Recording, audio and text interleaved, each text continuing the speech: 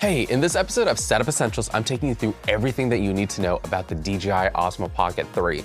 This video is for anyone who just picked up an Osmo Pocket 3 or has had one, but still wants to get a little bit more out of it. I'll be covering a lot from the settings that you should change first to must-have accessories. Everything is chapterized in this video so that you can jump around more easily, so let's get into it. Let's start with what you get with the Osmo Pocket 3 when you buy one. There are a few different kits for sale, but the two most popular ones are the standard package and the creator combo. The standard package includes the hard case, the handle accessory with a 1/4-inch thread at the bottom, a USB-C charging cable, and a wrist strap. The creator combo includes all of that, plus a soft carrying case that holds the extended battery handle, the mini tripod, the wide angle lens, and the DJI Wireless Mic 2 transmitter, along with a dead cat. These kits were originally priced at $519 and $669, but between tariffs and its popularity, pricing has not been consistent. So if you can find the creator combo still for like $900 or less, I think it's worth picking up since it gives you everything that you need to start shooting right away. If not, the extended battery handle and the DJI Mic 2 or the newer Mic 3 are the two accessories that I would buy separately for all-day battery life and the best audio experience with this camera, so I'll link the best deals for those down below. There are two ways to turn on the DJI Osmo Pocket 3. Rotate the screen clockwise into its landscape position or press the shutter button. To turn the Osmo Pocket 3 off, you can hold the shutter button or twist the screen back to its vertical position. You can also set the camera to auto power off between 30 seconds or 30 minutes of being idle, and I'll show you how to do that in just a second. By default, flipping the screen into its landscape sets the recording aspect ratio to landscape, while turning the camera on with its screen still in its vertical orientation will set the camera to recording in its vertical mode. And this makes it a quick way to switch between your different aspect ratios without digging into your settings. I'm guilty of not always putting this camera back in its case, but whichever way you decide to turn the camera off, always rotate the screen back to its vertical position and make sure you let the gimbal return to its storage position before putting it away to keep things a little bit more protected. Now let's take a closer look at the camera's specs. This is the 1-inch camera sensor, which gives it really nice depth of field and solid low light performance, especially for a camera of this size. This is the 3-axis gimbal that handles pan, tilt, and roll, and gives you that stabilized cinematic look. There are 3 built-in microphones, 2 on each side of the screen and 1 on the back. So if you're not using a wireless mic when you're holding the camera, try not to block these microphones for the best audio quality. Below the screen is the multi-function joystick. You can use it to control the gimbal manually or as a digital zoom. The shutter and record button is right next to it. On the left side of the camera, we find our micro SD card slot. Press it in to insert a card or release it from the body. On the right-hand side of the body is the lanyard hole, and I highly recommend attaching the included strap. These 2 cutouts at the bottom are the quick release slots where accessories like the extended battery handle or the 1/4-inch grip attach. They snap in securely and release by pressing their front button. And at the very bottom as well is where we find the USB-C port for charging, data transfer, or for using your phone as a display. You'll need to install the DJI Mimo app, which is available for both Android and iOS. With your camera turned on and your phone nearby with its Bluetooth and Wi-Fi on, you should see the camera icon on the home screen page, allowing you to connect to the camera. The entire process shouldn't take more than a couple minutes, and this is how you'll then be able to update the camera firmware, see a live view from your camera on your phone, as well as download the Pocket 3 recordings and save them directly on your phone as well. Now that we have the camera synced to your phone, how do we actually use it? You could just start filming with the default settings by hitting the shutter button, but I definitely suggest familiarizing yourself with the different icons and options available. Top left shows the remaining recording time based on your current resolution, frame rate, and card size. Top right shows the battery life. The middle left is a shortcut drawer for special modes, including face auto detect, where the camera will automatically find a face and start framing around it. Dynamic framing, which lets you lock yourself into a specific area of the frame. Spin shot, which automatically performs a smooth 180-degree barrel roll. On the bottom left, this switches your recording mode between panorama, photo, video, low light, slow-mo, and time-lapse.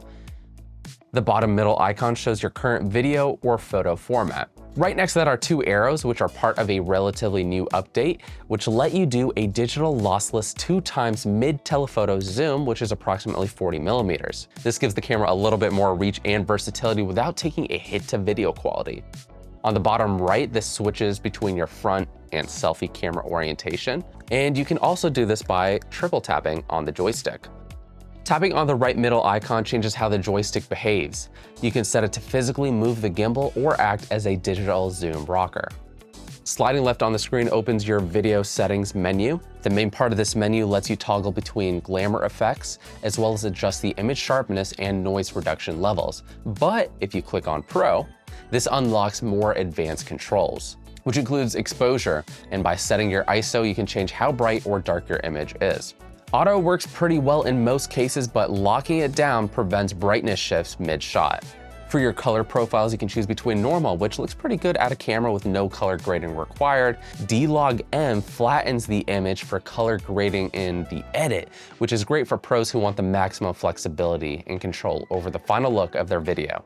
There are also 3 focus modes that you can choose from. Single AF locks the focus once you tap on the screen.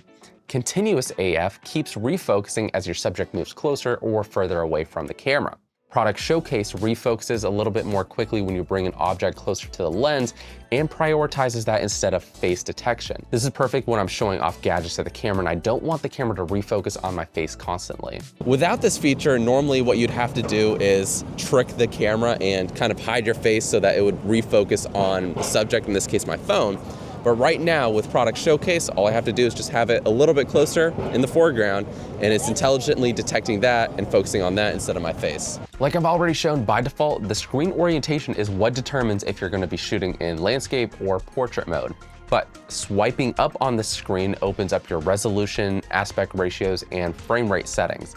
In landscape, you can select between 16:9 or 1:1. In vertical, you can select 9:16 or 1:1 as well. I recently discovered that recording in 1:1 is actually really useful because it captures that same amount of vertical information that you get from a vertical recording, but it also gives you a little bit more width compared to the standard 9:16 aspect ratio. The Osmo Pocket 3 can record in slow motion. You can access this from the main screen by tapping on the bottom left mode icon. You can select slow motion and choose up to 4K 120 FPS for 4x slow motion or 1080p 240 FPS for 8x slow motion. You can quickly view what you've previously recorded on the Osmo Pocket 3 by swiping right from the live preview screen. Here you can scroll through any of your past recordings on the inserted SD card, heart your favorite ones, change the playback volume for videos, or switch to the tile view in order to view multiple recordings at once, as well as open the selector, which lets you choose multiple recordings to heart or delete at the same time. Back on our live preview screen, swiping down opens the quick settings menu. The first icon, which looks like a person, is where you can create and edit your custom profiles, which saves all of your camera's current settings so that you can access them again more quickly without having to reapply everything from scratch. The second icon changes what happens when you rotate the screen. Screen rotate and capture allows you to auto start a recording as soon as you rotate the screen clockwise from its off state power position.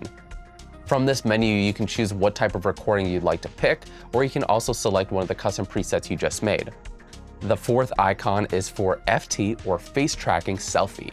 This feature will automatically track a person's face when the camera is in selfie mode. The fifth icon, which looks like a gear, opens additional settings and includes some very important features: seeing your connected wireless mics or pairing new ones, changing if rotating the screen back to vertical orientation will auto power off the camera, calibrating the gimbal and joystick speed, adding a grid reference line on your live preview, auto screen and power off, and lots of other settings that you should definitely take the time to look over. The next icon lets us switch from auto resolution rotation to manually selecting between vertical or horizontal. The full body looking icon lets us change the gimbal rotation speed between slow, default, or fast. Finally, the Osmo Pocket icon lets us cycle between the gimbal modes. Follow mode keeps the camera locked onto whatever you point it at. The gimbal will pan and tilt smoothly as you move, which is great for most shooting situations. Tilt lock keeps the horizon perfectly level. The camera can still pan left and right, but it won't tilt up and down. But as I've already shown quite a bit, one of my favorite features is subject detection, not just on me so the camera continues to follow around me, but if I switch this gimbal around and double click on Clayton, I now have a green tracking box around him. And very easily, I can just now do a 360 walk around him. The camera and the gimbal are pretty much handling all the heavy work here, keeping him perfectly in center. And I can't stress enough how much this camera makes it feel like it's your own personal videographer. The wide angle lens, which is included with the Creator Combo, attaches magnetically to the front of the camera. Really, the benefit with the ultra wide lens attachment is when you're filming yourself, you can see how much more of my scene I now get without actually having to extend my arm further out. It makes vlogging a lot easier using this attachment. Here's where things get a little bit more interesting. Rumors are suggesting that the DJI Osmo Pocket 4 is in the works, potentially featuring a dual camera system with a main 1-inch sensor and a secondary 50 megapixel sensor for optical quality zooming. Other rumored upgrades include improved ActiveTrack 7.0 stabilization, a larger 2.5-inch rotatable screen, enhanced battery life, and potentially 8K recording. Those rumored specs look pretty sweet, but one of the real questions that I'm most interested in is whether or not this camera will be released in the US. If you're unfamiliar, DJI technically has not been directly selling any of their recent products in the US for almost a year now due to pushback from the government. But let me know what you think about all these rumors and how much you think the Pocket 4 will go for, or how much you'd actually be willing to spend on one.